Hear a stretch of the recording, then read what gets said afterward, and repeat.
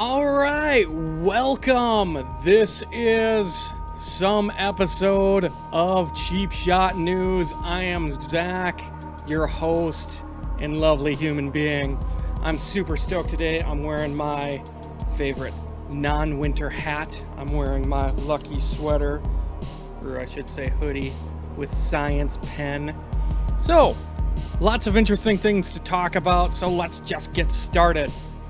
Now, I'm going to start with kind of contradicting myself because last week, for those of you who are watching or who watched my episode last week, I basically came out and said, Matt Reeves is the guy for the new Batman movie. He's going to direct. It's going to be awesome. He did, a few of the Planet of the Apes movies and some other things. It's going to be good. Well, basically, a day later, it was announced or somebody picked it up, whatever happened, that, contract negotiations kind of fell apart, and now it's seeming more and more unlikely that he's going to be a part of that movie. So, not really my fault. It happened a day later, but I probably should preface when I talk about things that, it wasn't a done deal. I don't think I specifically said it was a done deal, but I said something along the lines of, it's next to done. It's going to happen. He just needs to sign the paperwork. Well, when it came to signing the paperwork and the contract agreement, there was some disagreement there. So that's not happening. So what I want from you 5 people that are watching me on Facebook Live right now, I want to hear your opinion on if you could have any director do the Batman movie, who would it be? Since Matt Reeves is probably not going to do it, it could happen. They could renegotiate and something could happen. But if it was up to you, who would direct? We'll get to that in just 1 second. While you guys are thinking about that and writing down what you want, who you want, I should say, to direct, I'm going to get to another topic involving the Batman. So, while I was recording last week as well, Soup, good friend Soup, thank you for watching, Soup, David, Chris, and Dan. Thank you guys for watching. But Soup last week mentioned, while I was recording, that Ben Affleck has been rumored to not be interested in playing Batman anymore. And that's depressing, to say the least. So, because I was recording, I really didn't get a touch on that much. I gave a brief opinion, but I really was able to look into it and read into it a bit. So here is my full opinion on it. So what happened was Collider Video, another YouTubers, they actually have a really awesome YouTube channel doing similar things to what I do. But watch me, please. Please and thank you. I need you. I need you guys so much. So Collider Video, they announced through sources close to Ben Affleck saying that he is not interested in being Batman any longer. So, that being said, since then, that was like a week ago, it would have been last Wednesday. Last Wednesday, this is what it was talked about. Now, since then, there has been absolutely zero other stories, as far as I can tell, that have come out about this. No one has confirmed or denied it. Now, you could go a few different ways with this. You could say, well, Warner Brothers and Ben Affleck doesn't want to confirm it because it's going to be uproar. The other hand, I look at it and go, nobody's confirming or denying because it's simply not true, and why bother with it? So, that being said, I wouldn't be surprised if Ben Affleck is less energized or enthusiastic about being Batman recently. So, I mean, we can see that in his interviews. People would argue that that's why he stepped down from directing. He stated that he stepped down from directing because it was just too much. It was too much to do. He wanted to focus specifically on the acting portion of it. Whether or not he is annoyed, upset, whatever, I don't think he's leaving. So people can calm down in that regard. He's most likely under contract. I don't know what the contract is, but he's most likely under contract. That being said, Warner Brothers is at a very crucial point right now with the DC movies. They're still very early on. We've only had 2 movies in this franchise released that they want to become a Marvel Cinematic Universe style of movies. So we're only 2 movies in. Losing what is definitely your most recognizable actor in that series and is probably the most recognizable and loved superhero as well. If you do that, that is a main tentpole that's going to collapse the entire thing. Now, it wouldn't necessarily end it, but it would be a big deal. It'd be probably a good chunk of money lost for Warner Brothers in more than one way. So I honestly think, one, that this is getting blown a little bit out of proportion, a touch, maybe a little bit. Ben Affleck, yeah, you guys know who I'm talking about, that he doesn't want to do this anymore. I think he's probably a little less enthused than he once was, but I think he's going to continue to do it. Also, I just think that there's no way Warner lets him walk away. They're going to throw stacks and stacks of cash at him to keep him happy, if nothing else. So, although he might not be super enthused, I don't think we need to worry. This is just my personal opinion, though. Nothing really to back it up, just personal opinion. So, moving on to who should direct Batman if Matt Reeves does indeed not do it, which is looking that way. I saw Nolan, I think Soup, you said Tim Burton going old school. David said McG, which he's other than Terminator Salvation, what's McG ever done? And a bunch of supernatural shows. So Joss Whedon, that's another one. I'm going to throw one out there. David Fincher. Now, he typically doesn't do these big, immense action type movies, but I really like him because he typically does darker movies that have just a darker tone, and the way that he goes about movies and the way that he films and his directing style is ridiculously awesome. Thank you, David, for pointing out that was sarcasm. I was hoping so. So, David Fincher, he directed Seven, Fight Club. He's already directed Ben Affleck and Gone Girl, so they got that connection there. But I just really like his directing style, his focus, his attention to detail is really important to me, as well as, the darker tone and also directing Ben Affleck. That being said, Christopher Nolan was actually the first one that popped into my head as like, he's the obvious choice. He did the best Batman movies, and he's still, I think, semi-involved in it. At least he was semi-involved in Batman versus Superman as a producer, and I think as well as Man of Steel. So he is involved in that universe. He needs to be more involved, in my opinion, if Zack Snyder is going to continue to do things. So yeah, he was my first one. Tim Burton, I don't hate that idea. I'm not a big fan of his. I liked the first two Batman movies when he originally did them, but I don't really like almost anything else that he's done. So, don't hate it, don't love it. Joss Whedon is intriguing, although I don't know if he's really interested in doing a big budget movie anymore. I don't think he's the type of guy that can take as much criticism and just nerdgasm, something, nerd words, that much criticism from the nerd community or just the general population, because it seemed to have a hard time with that when Ultron was slightly less than spectacular. So, we'll see what happens. My vote is Fincher, though. So, moving on to non-Batman related topics. Donald Glover is having a hell of a run right now. He's recently been cast as Lando Calrissian in the Han Solo movie, obviously. Then he recently won a Golden Globe for Atlanta. He won like best actor in a comedy / musical. I don't know why that's a category, but that's a thing. And he won, so kudos for him. And now he has been cast in Jon Favreau's Simba, or Jon Favreau's Lion King. He's been cast as Simba, the lead. So I guess he just can't wait to be king.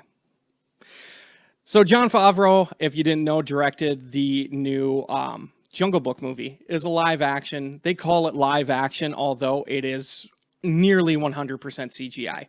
Very, very good CGI, have you? So that was a great movie. So Disney is continuing to roll out these live action reboots of old classic Disney movies. So next one that we're going to see here after Beauty and the Beast, I believe, is Lion King. I don't think there's anything else in that kind of stream coming out before then. So we're getting James Earl Jones back as Mufasa, because of course we are. Everything the light touches belongs to us. What about that shadowy place? Don't worry about that, Simba. Crap. Everything the light touches. Anyways, Donald Glover. Back to him. He's just really had this really awesome upward trajectory of acting, writing, comedy, music. Like I was saying, he recently won a Golden Globe, and now he's doing all these more dramatic roles. I just think it's awesome because he started out fairly young. Back as far as 2005, he started out writing and acting. Then as early as 2008, he was writing for 30 Rock, which is a great show. And then in 2009, he started Community, which is another great show. He was a great addition to that show. And then he moved on to what we're seeing now, The Martian. His music career has taken off. Childish Gambino. He's done comedy specials, everything like that. Really excited to see where he goes from here. He actually really reminds me of Will Smith, and no, it's not just because they're both black. But if you can look at kind of their trajectory, started out, really got their career started in a comedy TV show. Will Smith was obviously Fresh Prince. Donald Glover was Community. Although he is doing other things, Community is really where I see him getting a start. Then they were both musicians. Donald Glover is all continuing to be a very good musician. And then they've both moved on now to more dramatic roles. I'm sure he's going to bring in a sense of comedy into this, into some of his roles as well. But they are overall more or less dramatic. So I'm really looking forward to the future of his career. He's extremely talented. Like I said, comedy, blah, blah, blah, comedy, acting, music, everything like that. And I'm sitting here talking to you nerds. I mean, what's going on in my life, guys? Come on, I'm 28 years old, and I'm literally hosting a video podcast about movies and talking about how other people are cool. Yeah, love my life. It's not depressing at all. I actually really enjoy doing this, and thank you so much for watching. So, getting off of me loving on Donald Glover there for a while, Hellboy 3 has officially died. Guillermo del Toro, he's got a hard name, guys. Guillermo del Toro has announced that he's officially done trying to make Hellboy 3. Although this announcement may be heartbreaking for some, it's really not surprising to anyone that has ever watched movies or is interested in the guys, quit making me laugh while I'm trying to read stuff. Interested in the movie community is the Hellboy movies are very niche. They're loved by a very specific comic book nerdy community, but they didn't do very well at the box office. Neither of them did. A lot of people think, oh, Hellboy 2 might have bombed a little bit, but the first one, nope, the first one bombed too. The second one was actually better at the box office than the first one. So after Ron Perlman and Del Toro looking around for many, many years to try and find somebody to get this done, no studio is interested in doing it any longer. So Del Toro has announced, I'm done. Sorry, bros. It's not going to happen. So, and that's been confirmed by a bunch of other sources. And Soup, you're saying that's a nice way to say it sucked. I don't disagree with that statement. I really enjoy the Hellboy movies. I liked them both. But they are the epitome of bad movies that were good. They were just so stinking entertaining that you didn't even care that they were just awful on almost every level. So I really enjoyed them. This isn't heartbreaking for me. I would have liked to see a Hellboy 3, but I'm not broken up that it's not happening. So finally, what I'm going to discuss today is a few Game of Thrones alumni actors have been cast in different things this week. So number one is Iwan Rheon. He played Ramsay Bolton. He has been cast as the main villain Maximus in ABC and Marvel's The Inhumans, which is hard to get excited about. So you got this guy, Ramsay Bolton, may be the best villain ever. Maybe the best television villain of all time. and he's at his peak. Then, spoilers, things happen, and he's no longer on that show. And so now, instead of continuing to be awesome and go to like movies or something, he's cast as a villain on a show that's going to be on ABC that's most likely just going to suck. So as I've stated before, I'll say it again, there is not a single superhero television show that I like. Now, I haven't seen Legion, and I've heard that's going to be good. So, I've heard that is good from a few different sources. Mostly DQ ranting about it, but he and me don't necessarily see eye to eye on everything. But anyways, I'm just kind of disappointed. I really loved him in Game of Thrones, and now I'm just like, well, ABC, thanks for ruining all the things that I loved about Marvel and Disney, and now you're ruining other things that I love in my life. So I appreciate that. Final thing is that the actor that Iwan inhumanly tortured on Game of Thrones, see what I did there, guys? Yeah. Alfie Allen, who plays Theon Reek Greyjoy, has been cast as an ex-Marine in the new Predator movie. This is going to be a sequel to the original, actually. I don't know where it's set. We don't have a lot of specific details on it. But the fun news is Shane Black, who directed a few of the Iron Man movies, directed Kiss Kiss Bang Bang, and I'm missing a movie. The Nice Guys. He recently did The Nice Guys, which was a really good movie last year. He's going to be directing, so that's good. It's kind of a weird cast they're getting into here with different people. Key and Peele, the guy from Key and Peele. I'm getting his name wrong. What the heck's his name? Keegan-Michael Key. No, I was right. He's going to be in it. Tom Jane might be in it. The main guy from Narcos looks like going to be in it. Olivia Munn. Just kind of an odd mishmash of a cast. We don't have a lot of details yet. It just feels like another reboot that nobody really asked for. Not that I won't see it. I liked actually the last Predator reboot they did with Adrian Brody. That was a solid movie. I didn't hate it. So we'll see what happens though. It's just kind of funny that Alfie Allen's going to be an ex-Marine, because when I watch him, I definitely think this is a tough guy. Not really. That being said, in his defense, I've only ever seen him in Game of Thrones, and he literally is beaten into submission in that show. So, that's going to wrap it up for me. Thank you very much for coming in. People on YouTube, people on Facebook Live, I very much appreciate your love. Again, I am Zach. This is Cheap Shot News.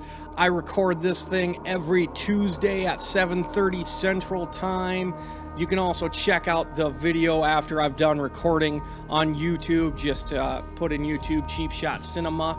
And then you can find us on Twitter and Facebook at Cheap Shot Cinema. And then you can find us on our website, www.cheapshotcinema.com. Again, thanks for the love. Appreciate you guys. Hopefully, I will see you next week. Bye.